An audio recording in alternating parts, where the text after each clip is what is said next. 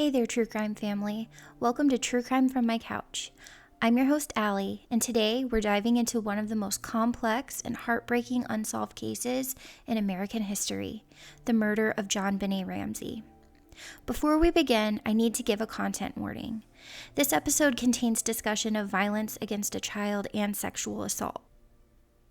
While we'll be examining the evidence and theories in detail, it's important to remember that at the heart of this case is a real little girl who lost her life in a horrific way.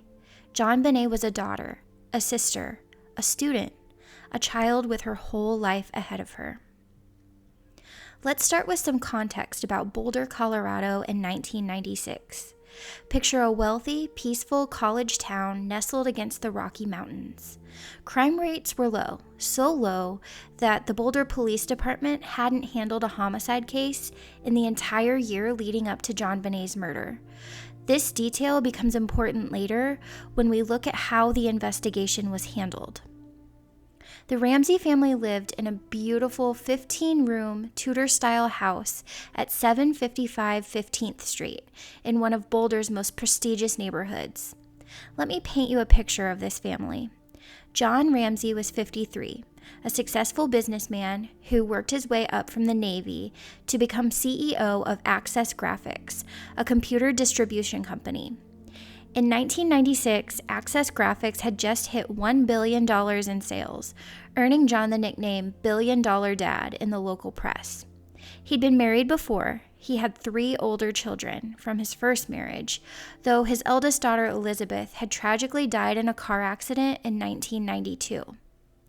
Patsy Ramsey was 39, a former beauty queen who'd been crowned Miss West Virginia in 1977. She was a graduate of West Virginia University and had previously worked as an advertising executive. After marrying John in 1980, she became a full-time mom and was heavily involved in Boulder's social scene. She was also a cancer survivor, having beaten stage 4 ovarian cancer in 1993. Burke was their 9-year-old son, a quiet 4th grader who friends and teachers described as being interested in video games and building things. And then there was JonBenét herself, just 6 years old, in kindergarten at High Peaks Elementary School.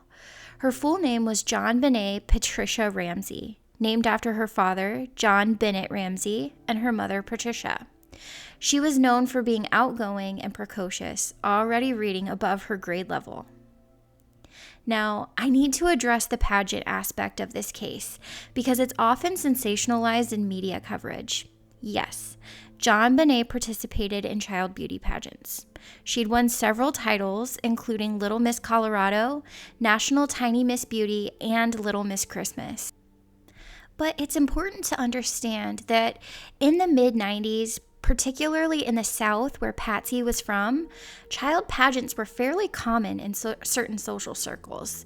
While the pageant videos that later emerged on TV might seem unsettling to modern viewers, friends and family insisted JonBenét genuinely enjoyed performing. Let's walk through that final Christmas day in detail. The morning started normally. The family opened presents, including a new bicycle for JonBenét. Several neighbors reported seeing her riding that bike in the alley behind their house that afternoon. The weather was cool but clear, typical for Boulder in December. Around 5 p.m., the Ramseys headed to their friend's house, Fleet and Priscilla White. They were hosting a Christmas dinner. Fleet White was a close friend and business associate of John's. According to multiple witness statements from the party, nothing seemed unusual. The children played while the adults socialized. JonBenét was tired from the excitement of Christmas, but otherwise seemed fine. The Ramseys left the Whites' house around 9:30 p.m. Here's where the timeline gets interesting. In their initial police statements, both John and Patsy claimed that when they got home, JonBenét was so exhausted that she was carried straight to bed, still wearing the same clothes that she'd worn to the party. John said he carried a sleeping Burke to bed as well. Both parents said they went to bed themselves shortly after. This would become a crucial detail later in the investigation. At 5:52 a.m. on December 26th, Patsy Ramsey's frantic voice came through to Boulder's 911 dispatch. "We have a kidnapping," she told the operator. "There's a note left and our daughter's gone." The dispatcher would later describe Patsy as highly agitated, almost hyperventilating. What's interesting is that the call ended abruptly. Patsy hung up before the dispatcher finished giving instructions, which is unusual in these situations. Within minutes of the 911 call, Officer Rick French arrived at the Ramsey home. This is where we start to see the first of many problematic decisions in the investigation. Instead of securing the house as a potential crime scene, officers allowed friends and family members to enter. The Ramseys called several people, including their friends Fleet and Priscilla White, who came over immediately. John Ramsey's pilot, Mike Archuleta, showed up. Their minister, Father Raul Haverstock, arrived. Each person who walked through the house potentially contaminated what we now know was a crime scene. Let's talk about that ransom note, because it's one of the most unusual pieces of evidence I've ever encountered in a true crime case. The note was written on paper from a legal pad found in the Ramseys' home, using a Sharpie marker that also belonged to the family. It began with the phrase "Mr. Ramsey," and what followed was 2.5 pages of demands and threats. The note demanded $118,000 for JonBenét's safe return, a very specific amount that exactly matched John's Christmas bonus from Access Graphics. This detail immediately caught investigators' attention because it suggested the writer had inside knowledge of the family's finances. The note was filled with unusual phrases and movie-like dialogue. "Don't try to grow a brain, John. You are not the only fat cat around. Don't underestimate us." It ended with the mysterious signature SBTC. Perhaps most puzzling was the length. At 2.5 pages, it's extraordinarily long for a ransom note. Most kidnapping notes are brief and to the point. This one rambled on, almost as if the writer was enjoying the process. Even more strange, investigators would later find what appeared to be a practice version, started on that same legal pad. Throughout the morning, police officers came and went from the house. Detective Linda Arndt arrived around 8 a.m. She would later face criticism for her handling of the scene, but it's important to remember that Boulder police hadn't dealt with a kidnapping or murder case in over a year. They were operating under the assumption that this was a kidnapping, following the instructions in the ransom note, which threatened to kill JonBenét if police were contacted. The note had specified that the kidnappers would call tomorrow between 8 a.m. and 10 a.m. with delivery instructions. As that window approached, tension in the house grew. Linda Arndt would later report that the atmosphere was chaotic, with people moving freely throughout the home. The phone never rang. By early afternoon, something about the situation made Detective Arndt uneasy. Around 1 p.m., she asked John Ramsey and Fleet White to search the house, suggesting they look for anything that seemed out of place. They started in the basement. The basement of the Ramsey home was a maze-like space with several rooms. In a small, windowless room that the family called the wine cellar, John Ramsey made the discovery that would change everything. There, on the concrete floor, was JonBenét's body. She was wrapped in a white blanket with a cord around her neck attached to the broken paintbrush handle. Her wrists were loosely bound above her head, and duct tape covered her mouth. John immediately picked up his daughter's body and carried her upstairs, crying out in anguish. While this was an understandable reaction from a father, it unfortunately compromised crucial crime scene evidence. The body was placed near the Christmas tree in the living room, where Patsy collapsed next to it, screaming. The grim task of determining exactly what happened to JonBenét fell to Boulder County Coroner Dr. John Meyer. His findings tell us a devastating story about her final hours. The official cause of death was listed as asphyxia by strangulation associated with craniocerebral trauma. In other words, she died from a combination of strangulation and a severe blow to the head. Let me break this down, because the sequence of events is crucial. JonBenét had suffered a massive skull fracture that ran for 8.5 inches.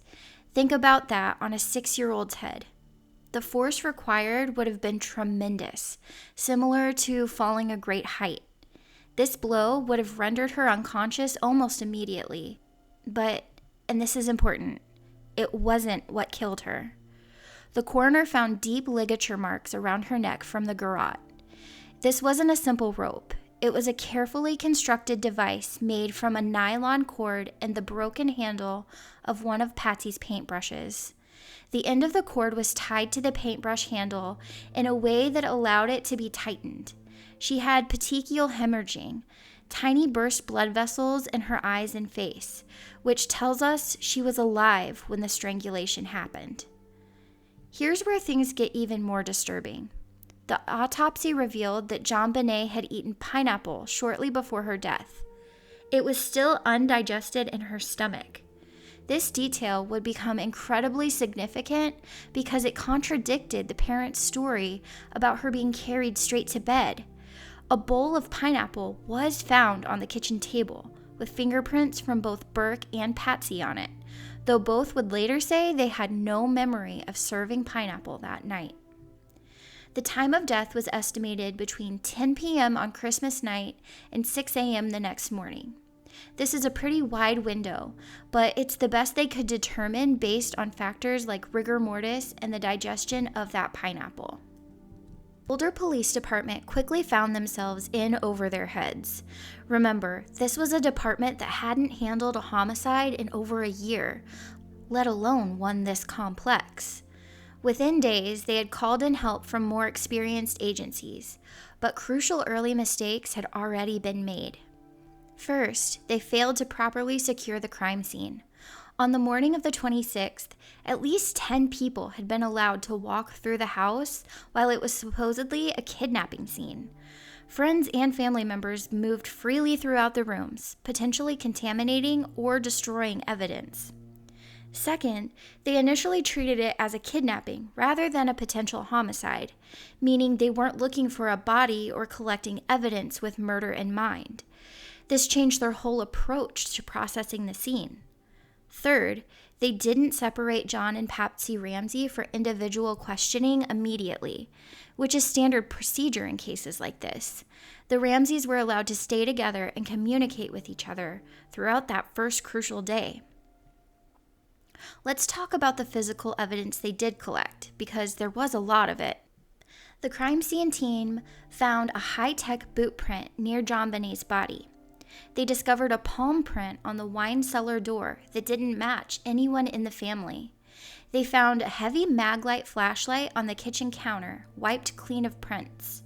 There was a used tea bag and tea-stained glass in the kitchen sink, suggesting someone had been up during the night.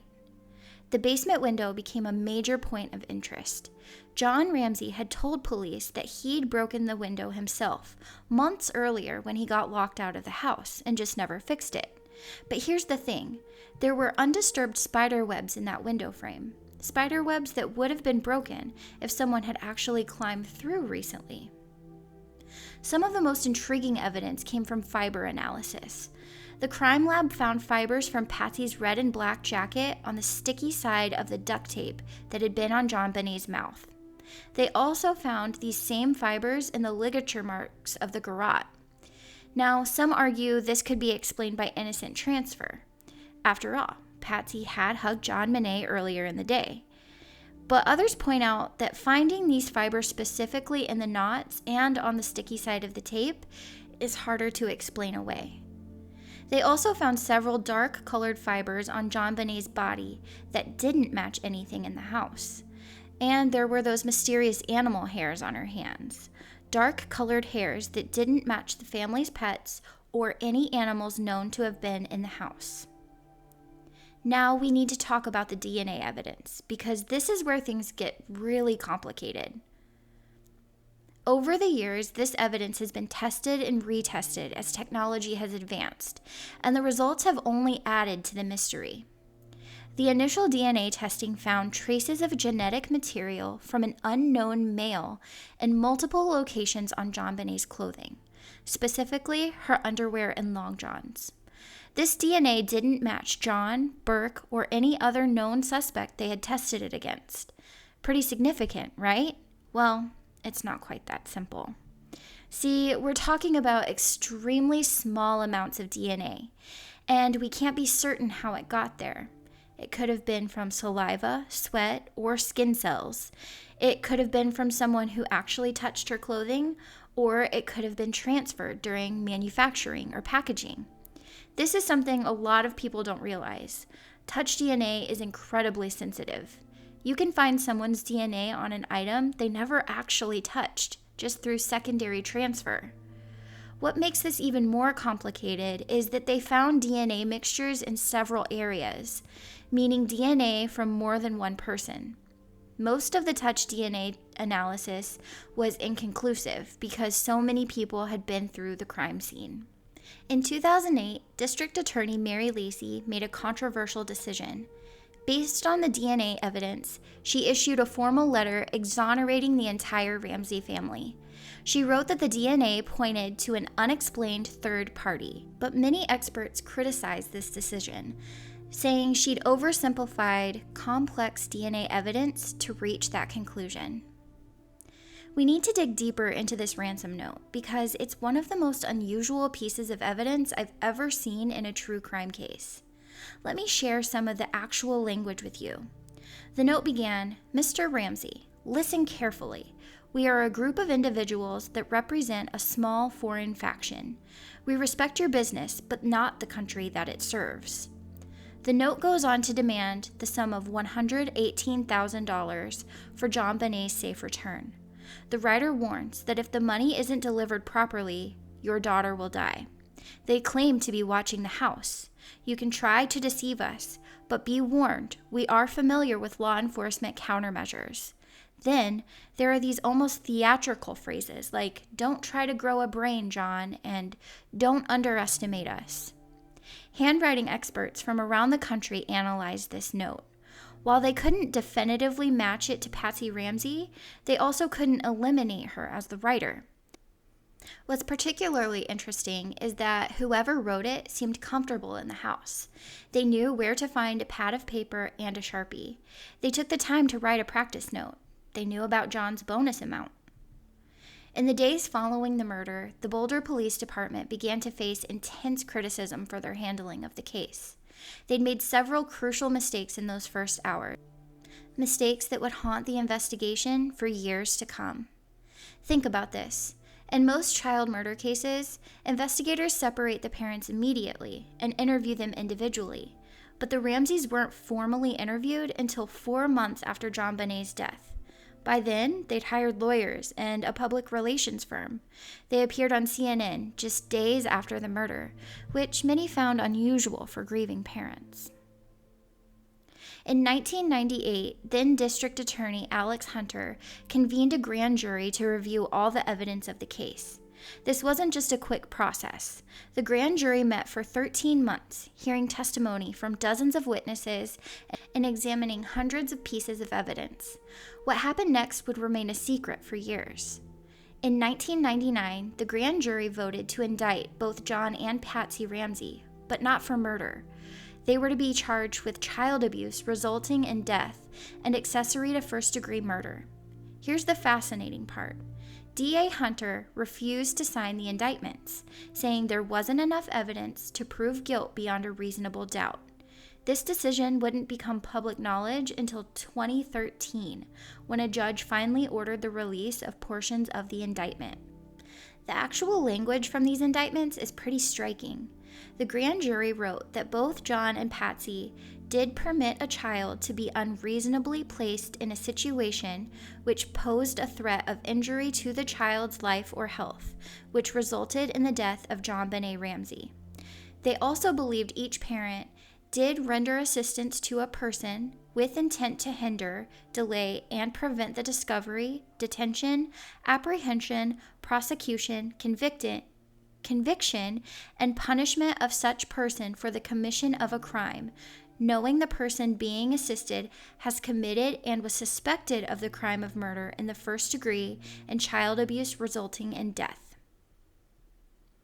As the case moved into the 2000s, new technological advances began to change how investigators approach the evidence.